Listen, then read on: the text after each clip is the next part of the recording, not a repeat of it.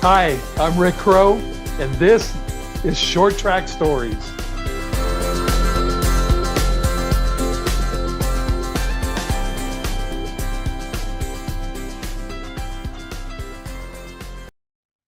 Hey everyone, before we start the next podcast, I just want to thank all of you for tuning into Short Track Stories. If you like the content, do me a favor, subscribe to our channel, hit like, make comments, and share with your family and friends. Thank you. Welcome to Short Track Stories.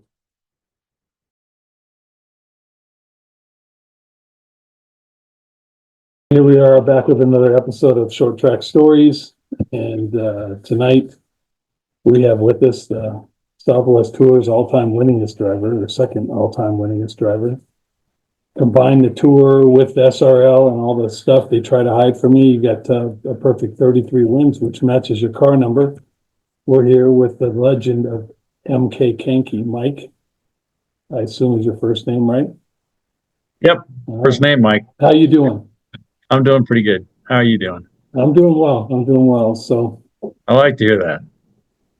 listen, I talk to a lot of people and their name pops up all the time, like Rodney Beecher and Hornaday, and I mean everybody. You've been around. You've been around racing for a long time, and where did it all start for you, Mike? How'd you get the bug? Well, it kind of starts when I was really young. Actually, my dad and his brothers and everything raced the year that they quit the year that I was born, which is pretty crazy, 1962. And my dad used to always go to the Cup races, and my grandma and my grandfather always went to Saugus. And I was in the stands all the time with them. So I pretty much got it from seeing old pictures and stuff from the past, and then getting into they're not Cup cars, those Grand Nationals back then, and just watching all the Saugus boys and wanting to be like them one day. That's awesome. So what'd you do? Go to your dad and say you want to go racing? Where'd you go racing first? What'd you do? What did you have? Well, my dad, he was always into racing real well, and he used to have a friend that used to run at Ascot all the time. I don't know if anybody remember, his name was Chuck Owen. Used to be the tow truck guy out there. And I was only like 13 and a half. And he goes, "You really want to get interested in it?" And I said, "Sure." So he went down there and put a little bit of money down, and they had, I guess they would call them open comp cars, whatever they were back then. You know, the kind like, the top of the division, I guess is what you call it. And Mark Hamilton had just come out winning the championship on the figure eights. So we built this Camaro. It was a new one. And, I'm 13 and a half. It was the greatest thing ever, And we went to the first race at Corona, spent all year building the thing, I remember, and we ended up wrecking it on qualifying. So my dad came back, and he says, and then, of course, it's a whole lot more money, So he went back to Chuck, and he said, "Hey, you got that 65 Chevelle back there, street stock." He says, "Why don't we just trade out and you give me that car? And we'll just all kind of work together." And that's kind of how it started. I think I was like 15. 15. That's like how the kids are nowadays, but it wasn't so prevalent. When you were 15, you're probably one of the youngest kids, no matter what. Yeah, it's a little different with the kids today. They start them in go-karts. See, my dad would never let me run a go-kart, or anything like that. It had to have a roll cage in it.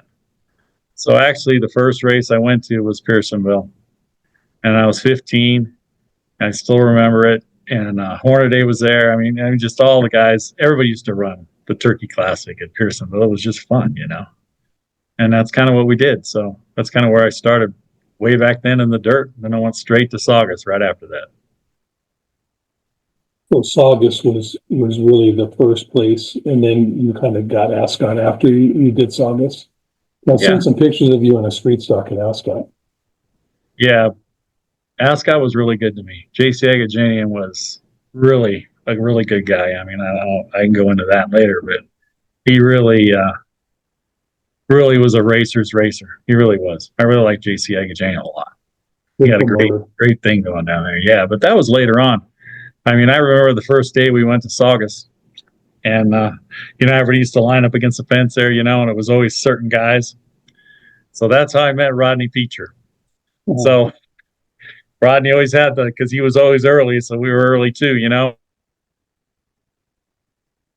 And I pull in right alongside him. I don't know, I'm just a kid, He looks right at me and he says, "Hey, what's your name?" We start talking and stuff. And I go, "Well, should I not park here? Maybe somebody else." He goes, "Anybody shows up this early gets this spot. I don't care. I'll take care of you." And then that night, my dad and I raced, and we found out how Rodney didn't take nothing from anybody. And Dad and I says, we really need to be his friend. And he's been a great friend ever since. Yeah, Rodney, he was kind of the Ryan Newman of Saugus Speedway, right? I mean, if you were going to pass him, you had to work to get by. Oh, yeah. Rodney that's why he's called Rough and Ready, Rodney the Rodent. It's because he was. I mean, he would never let off for anything. I mean, the figure eights, when I used to watch the figure eights, he'd either get taken out and wreck his car, or he was going to go to the front. So were you in street stocks when you started?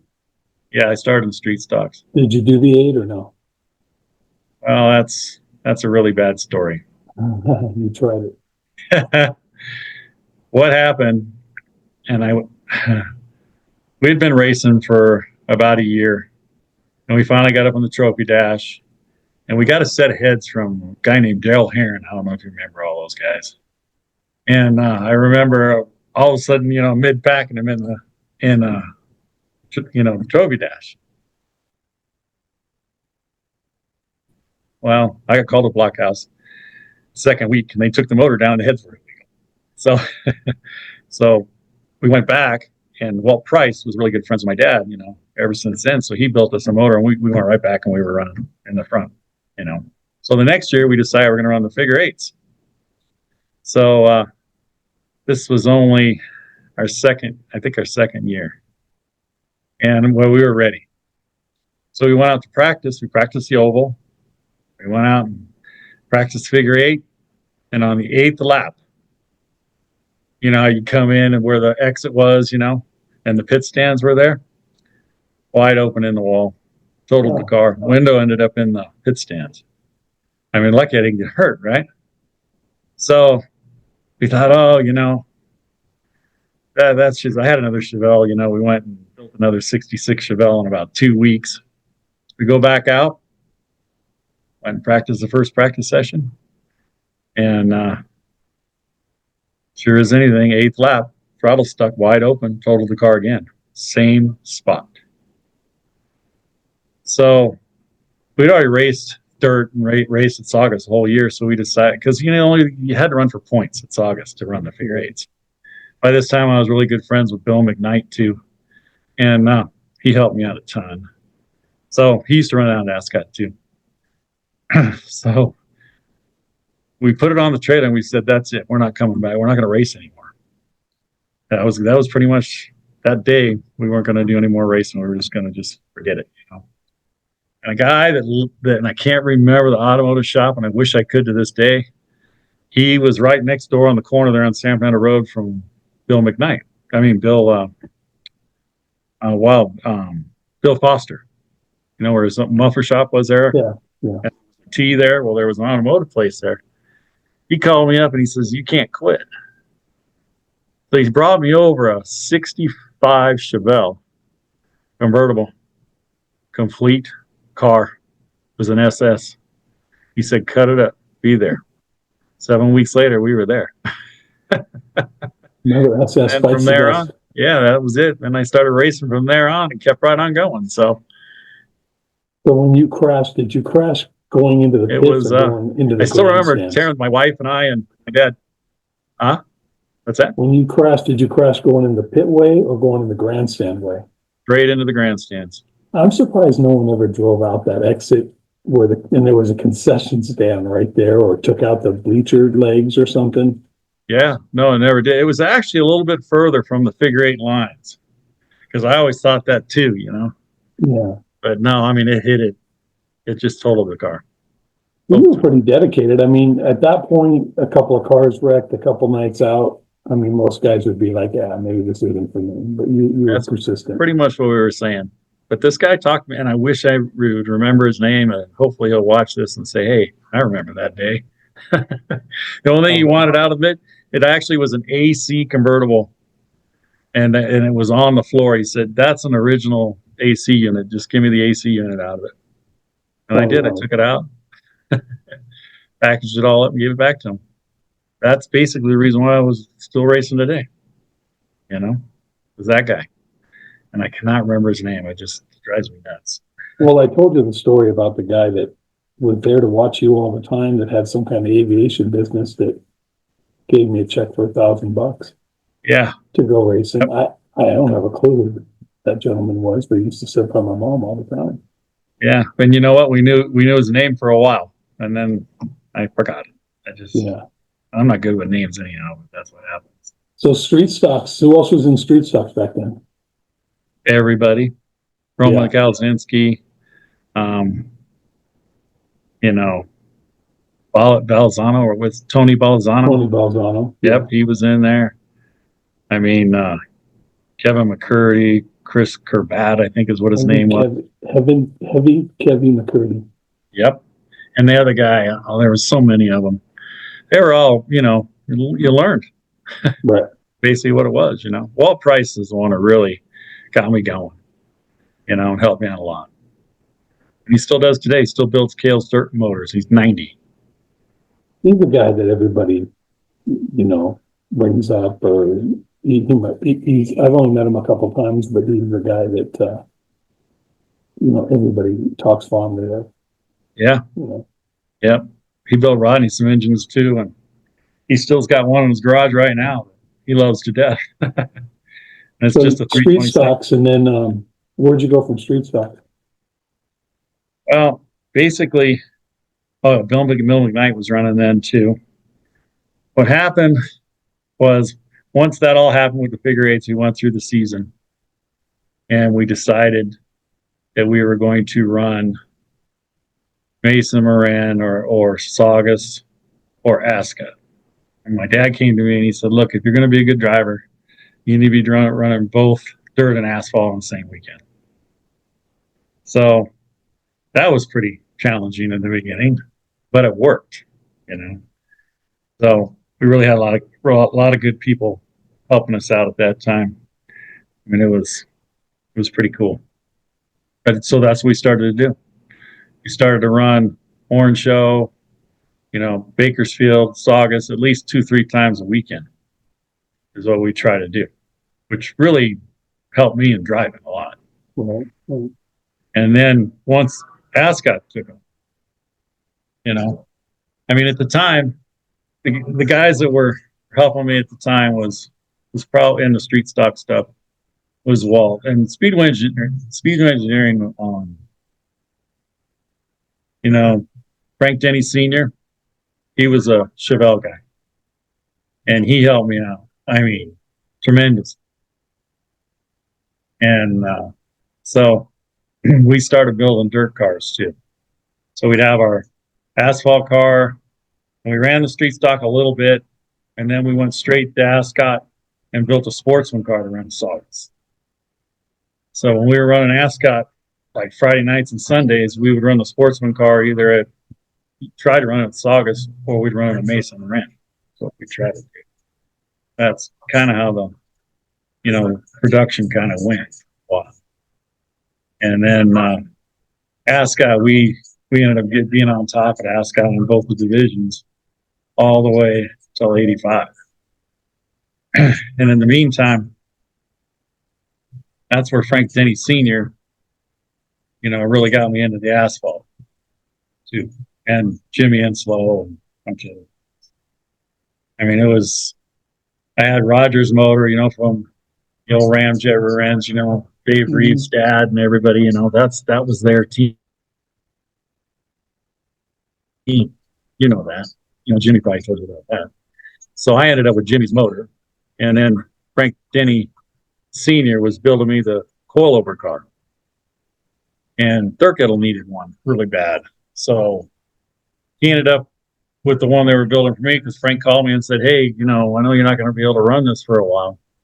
So Jim got that car, and then he built me another car. And that's kind of how I went to the whole asphalt stuff. But Ascot was really cool. we used to see what they were. It's kind of like the Mk modifieds are now, or not the modifieds, the more like the B mods, like Kale's running. Mhm. You know, except for they just don't have the Chevelle bodies on them. But that's basically what that was back then. Like Jim Pettit would come down and run, you know, at Ascot, and he used to run a Chevelle too, you know. And it was different back then. You know, it was like Hornaday and Dennis Dyer, all of us helped each other at Saugus a lot. And Hornaday was at my wedding. We used to have parties together and stuff. It was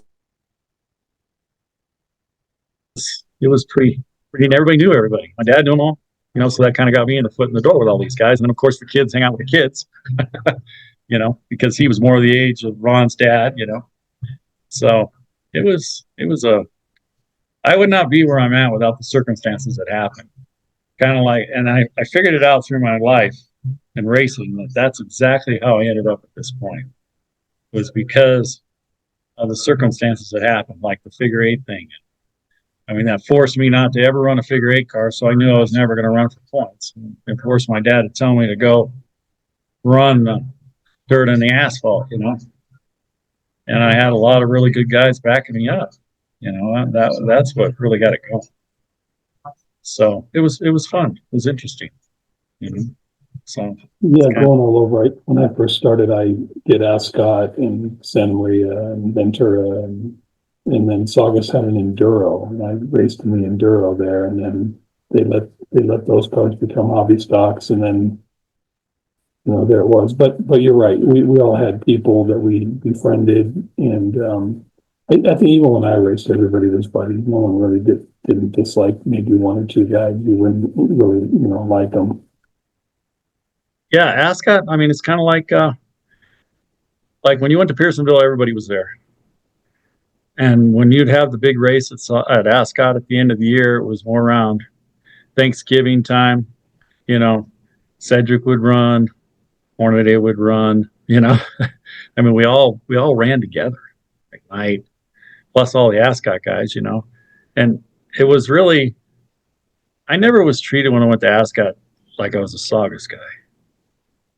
You know, and really, the Ascot guys, they were really not clicky. You know, and it worked out really well because everybody could run everywhere, and they weren't modifieds or anything like that at that time, you know, but everybody could go run those races like exactly what you're talking about.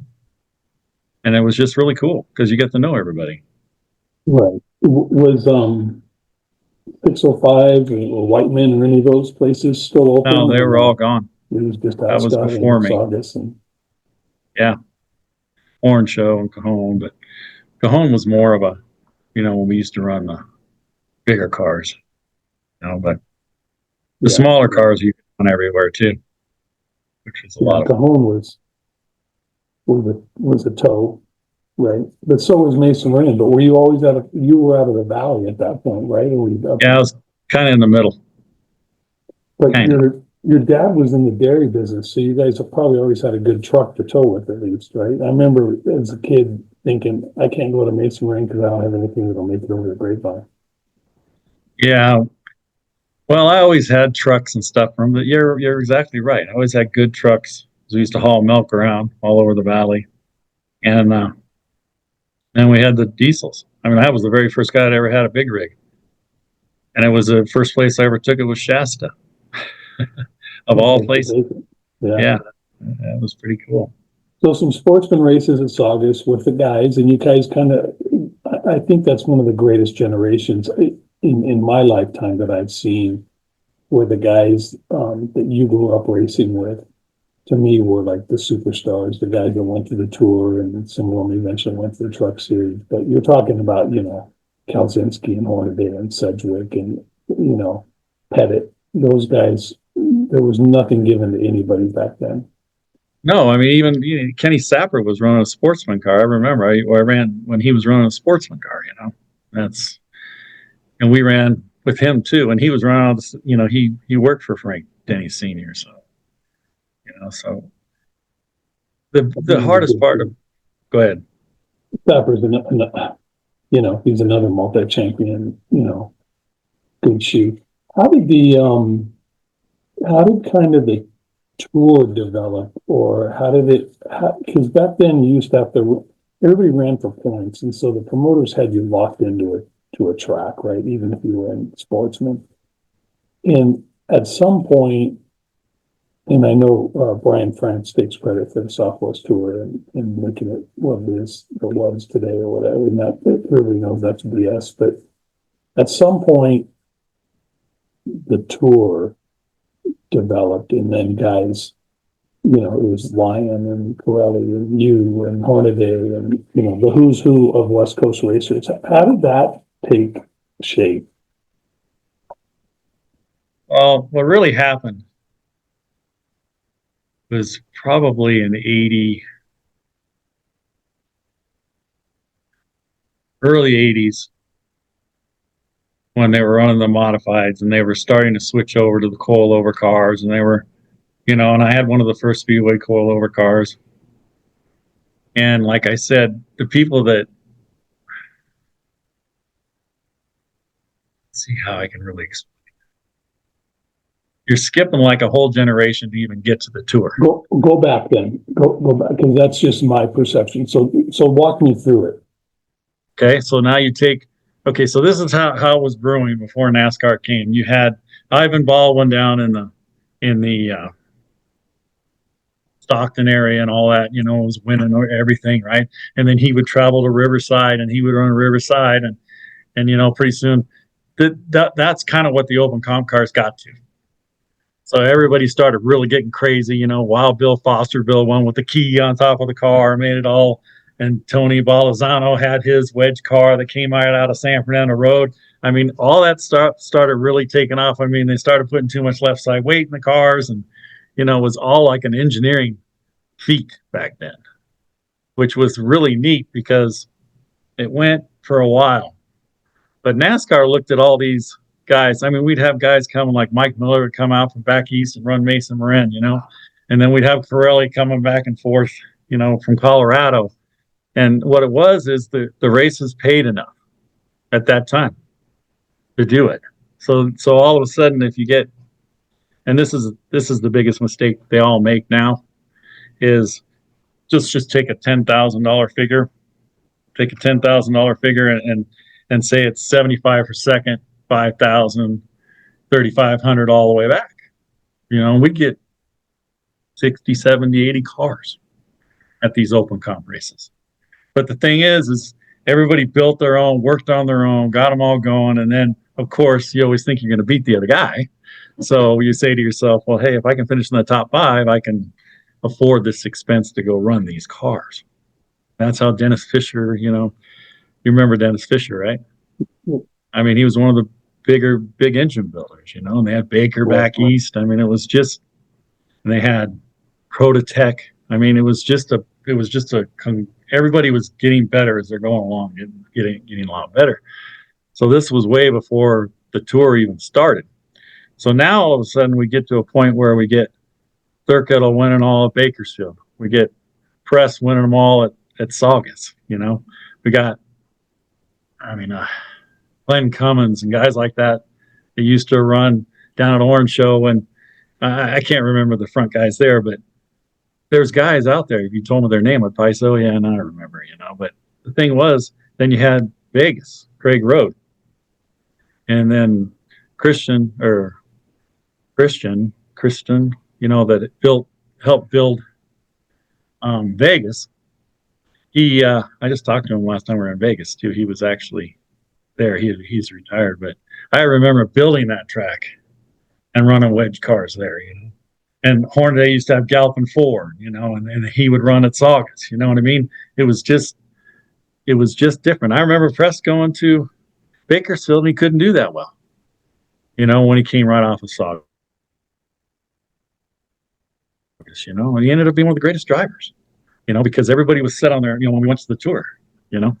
And the wedge cars was big because we'd show up to Phoenix. The very first race I ran on a wedge car, let me back up. We went to Saugus, had an old Camaro, and Gabby Garrison seen me come through the gate. You remember Gabby, right? Yeah. Okay, that guy Just wanted to race. He walks around my car and he says, Mike, I know this car. And I go, okay. He goes, but the tires are at least 8 years old. He said, go to the tire bin. You can run my last week's tires or, last month's tires, whatever they were. I mean, that's just how it was at Saugus. And guys would look around and look out at you, So, I mean, I always respected that guy all the time, and he'd just keep racing.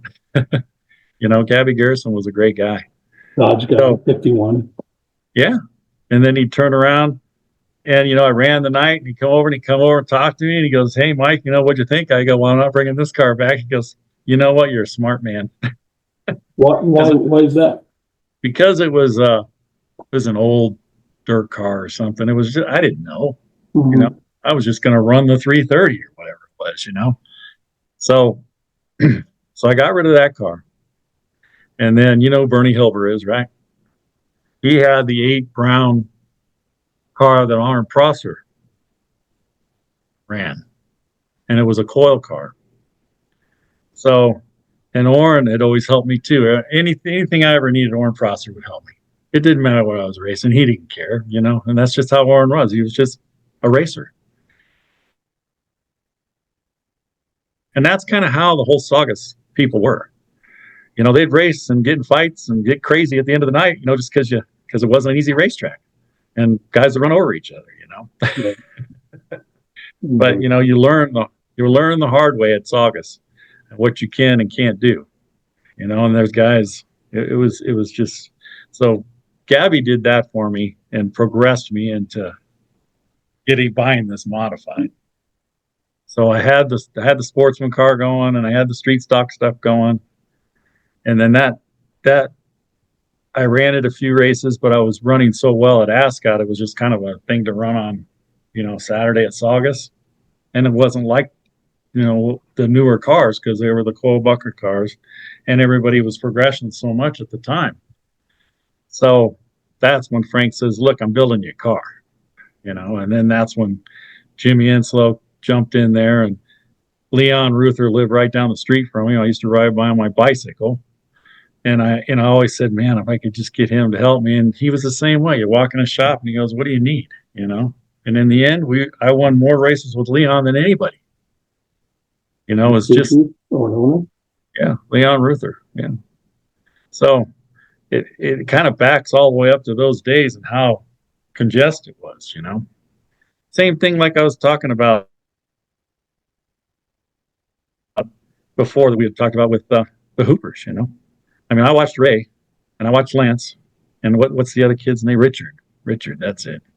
And, I raced hard with all of them through every progression through there, and it was very interesting because you could really tell who was driving and who just had better equipment, and I didn't learn that till later, with a conversation with Dan Press, but he was a whole nother story. But so that's kind of how, because we're jumping around, that's kind of how the modifieds got going and everybody was going in that direction.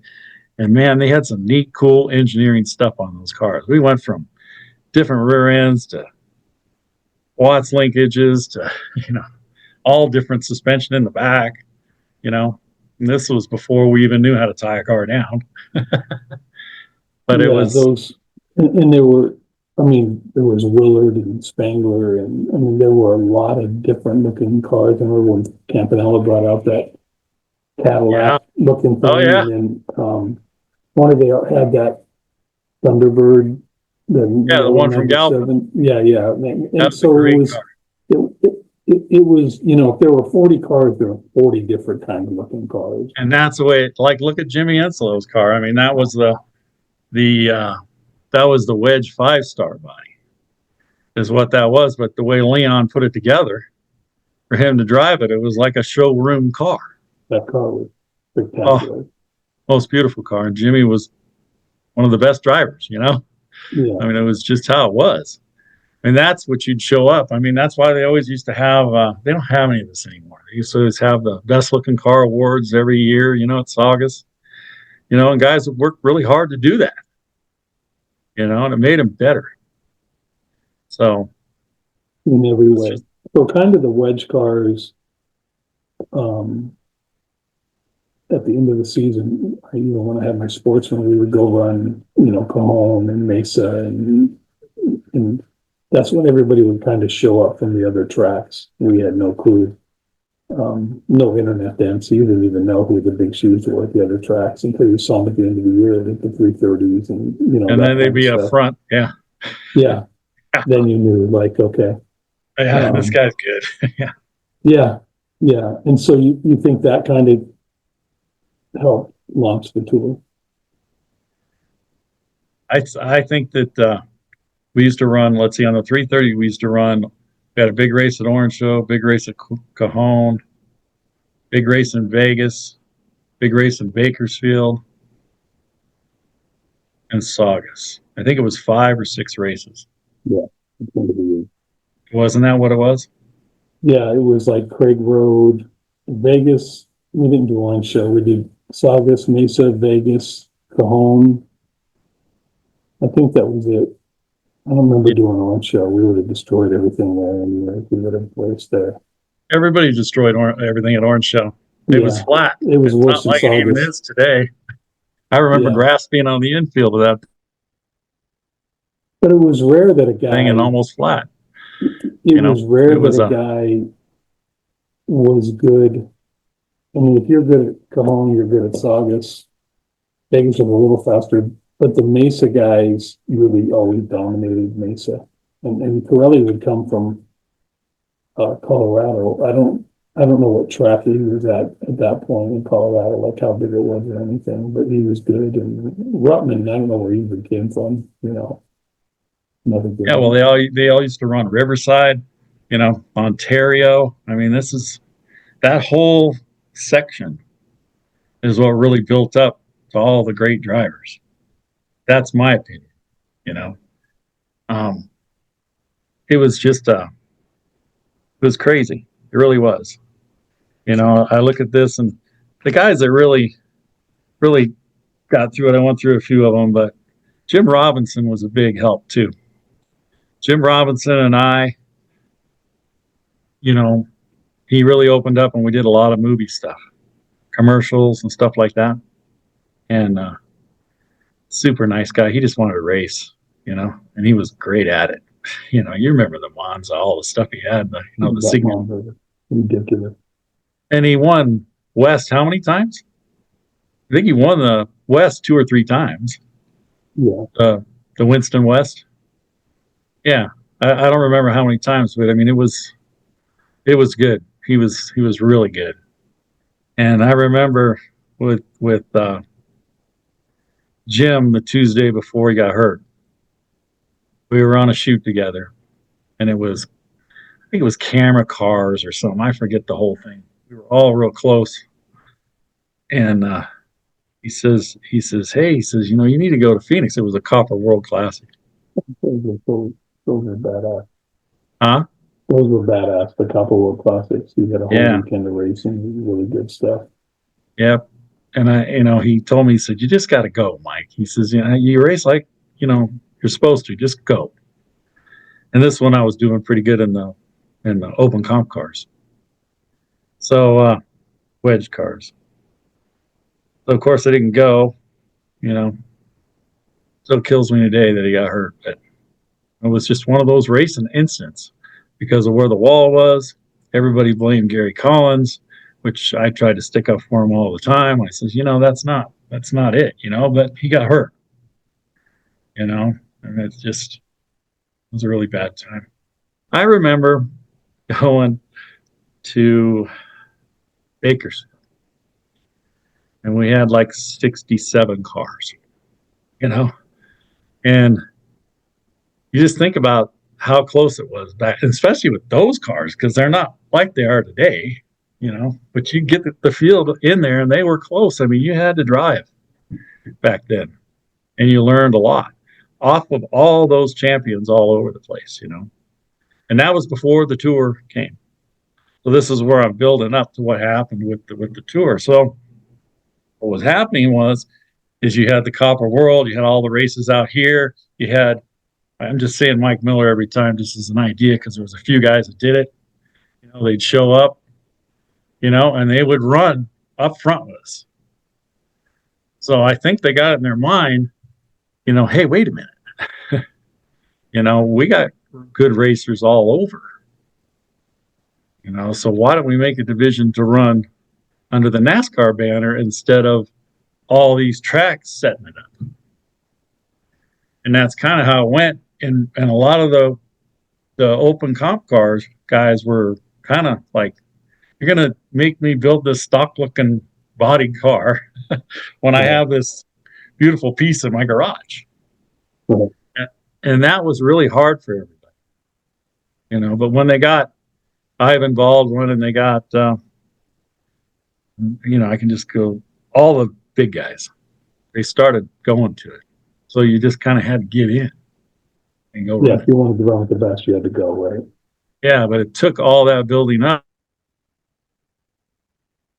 of all those years, crazy stuff. It really was. And like Ronnie and I, and especially Press, which I ended up being very good friends till he passed away with, we had our run-ins, but that was the only way that you had respect. When you're good at your certain tracks and you start traveling, it's different. Especially when you're a good driver, which I ended up driving for Mike later, on the tour. Garrett Evans ran around a lot too. Yeah. Toby Butler. And Esau. We could just keep going right on down the line. I'll bet you anything we were probably going to forget 3/4 of them. Right. But they were racers. Down to the T. And it's a shame statistically that they are all buried somewhere, because NASCAR has done these name changes for, the elite series and the West and the K&N, and you can't even find stats for those guys because of what NASCAR has done with they've kind of tried to make the West guys, they've downplayed what they really meant to racing, and they've only promoted these guys. You don't hear of any West guys, and people say to me all the time, well, Harvick's from it. You can't count guys that went back to North Carolina as West Coast guys. Larson's not a West Coast guy. Was he born out here? Yeah, but his whole career he's been in Louisville. I'm talking about guys that strictly raced out west, even like a Ray Elder. You can't even find him anywhere in the NASCAR history book, Yeah, that's why when you talk to me, all these guys were very important to making the racer that I am today, or was, and people don't understand it, and it's hard to explain it, especially me, because I don't explain things that well, but those guys were, you showed up, you put your big boy pants on, or you went home. That's just how it was. Right. And it was even in the sportsman division. Come on. Think about it. How many guys do we have running in the sport? Like DeMars, though, we had guys that were awesome in those cars. Yeah. They really were. Covan, when he ran the 79 car, I go right down the line. And does anybody remember that? That's how you learned. And you made a lot of mistakes. That was a spectacular car. You think? Oh. Car was, it was pristine. Yeah. Sean Woodside did the same thing. I can go right down the line. Sean Woodside went through the ranks. Larry, right. Sean did it right. Yes. Yes, he did. I'm really confused about what's going on today with, you have the Cars Tour, and you have pro late, super late model guys. You have the Montana Collins thing going on over there, and you have Spears over here. And to me, I think the average fan, even myself, I look at them and I think those cars are all the freaking same. And I think what's happened in racing is it's diluted the pool And so you're lowering the car counts, where at Saugus, there were like 3 divisions, so you had big car counts. But now, I don't even know what you run where. You guys are running the Cars Tour, right? Yeah, we ran too. 602 motors or 604 motors? No, we got the supers. So you guys have a super late, but it's a Cars Tour super late? See,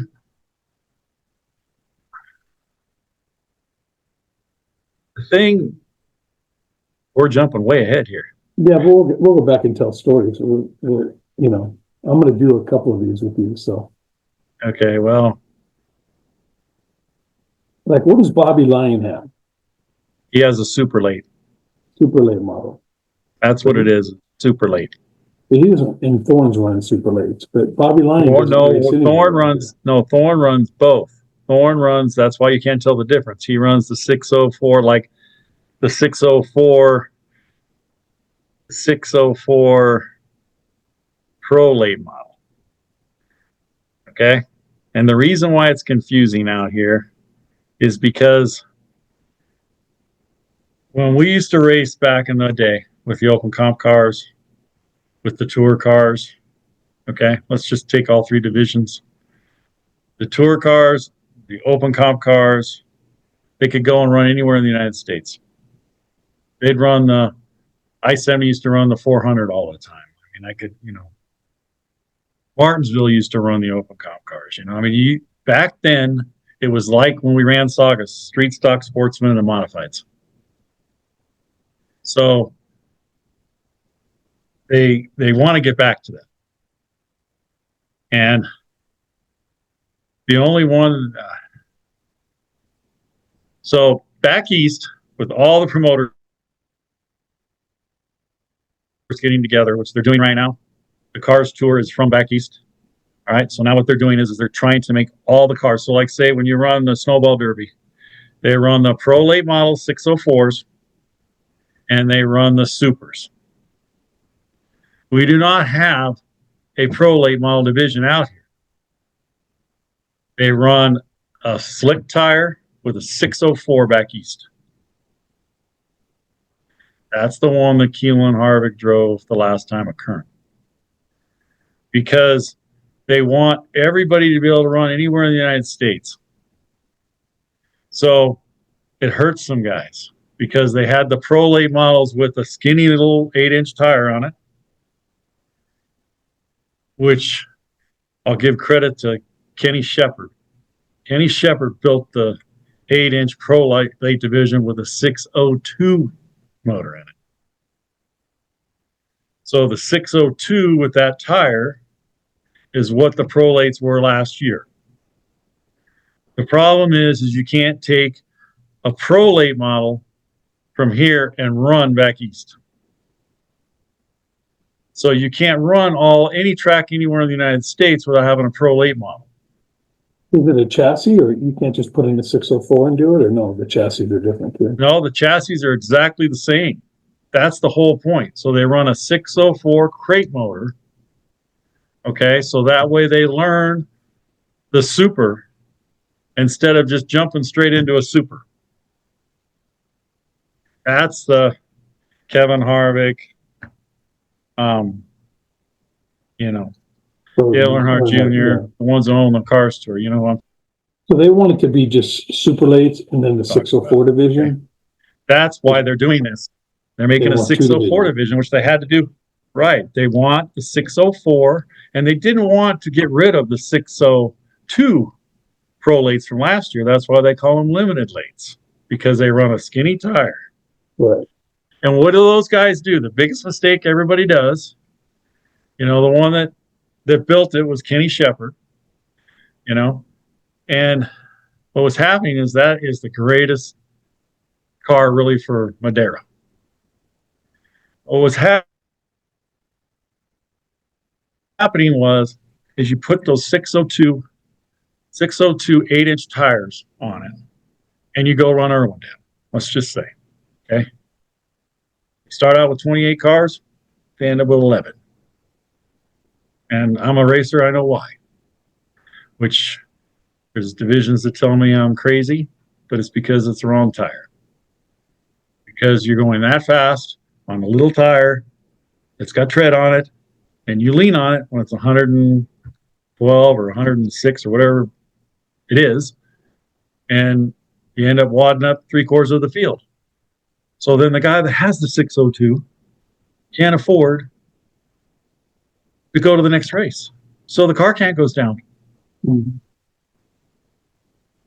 I mean, I watched it happen. Watched it happen in the SRO.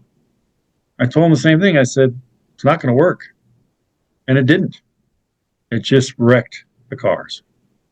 And then the guy like you, who has $25,000, $30,000 in this car, whatever you want to say for a number, that runs, the engine runs all year long, now has to go fix the frame and everything on it. And the rear end, and the front suspension, and the shocks, because they all got, high-end shocks on them. Right. And no one's doing their own stuff. So you think about that, and all of a sudden that car can't go down. Yeah. And if you look at the numbers in the SRL when they started it, when they went, because Kenny's only had it first, it went straight backwards. They had all kinds of cars because everybody thought it was great. I can take my car, I can afford and fix, and all they did was wreck them. So that's where it's at. I thought it was interesting that because the street stock division is 602s and a stock framed car, same tire. And so to me, it's like, that's basically what it is. If you can drive a street stock, well, then you should be able to drive that late model division without destroying everybody, right? Because now you have a full frame chassis. It isn't that you can't drive it. It's the weight and the speed of the car. Yeah. Now you put an 11 or 12-inch tire on it, and if you look at how the Cars Tour's been, you're not having carnage anymore. Yeah. Look at the numbers. You just look at the numbers, and you'll see. And it's just because when they get hit, they can save their car. And they're just so much on the edge with all the stuff they do with the shocks and the suspension that, it's not like a street stock car like you and I drove, where, you can control it and you can do what you do because you're on the spring and you're not all crazy and, it's just not the same. But a lot of guys told me I didn't know what I was talking about, but I watch it happen. Now, the super lates on bumps? Yeah. They're exactly the same. The only thing is you got a 604 motor in it. No different. So that's why Derek he had his pro late, the limited late, which they call this year, which is the 602 cars. And then he had, because they let him go to full frames instead of, like you said, they should have kept the stock frames, but they didn't. So now all of a sudden, now he's got pro lates and supers, and all you do is change the engines out of them. You get it? Yeah. It makes it somewhat affordable. And it basically gets the guys going to get to the super division. And the super division is open motor.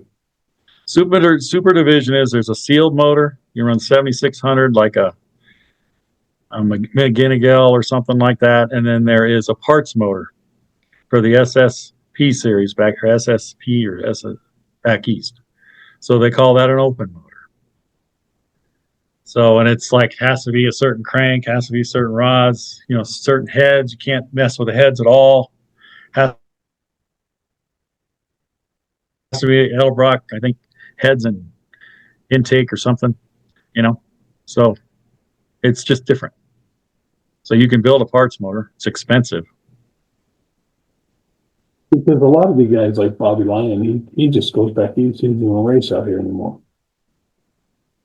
Yeah, there's a reason for that, but yeah, I agree with him. What's the reason? You don't want to say? That's why the car counts all went to nothing. Now all of a sudden you're seeing the super car counts come back up. It was a promotion problem. It was a pay problem. So obviously, right? Okay.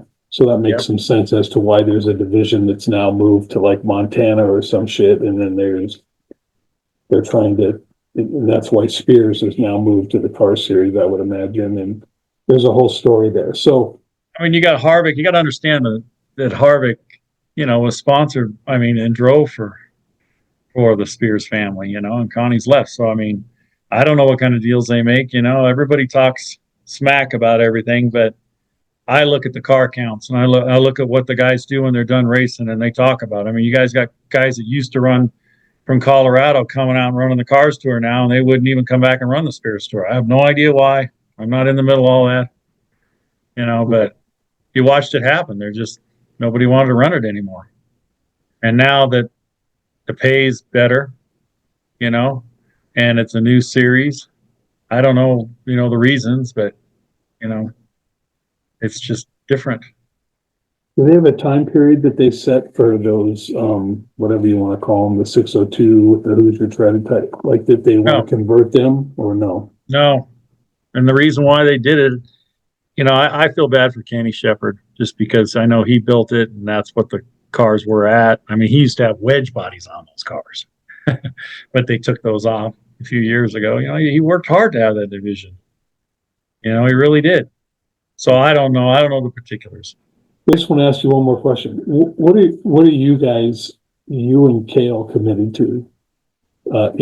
You're not really a points guy.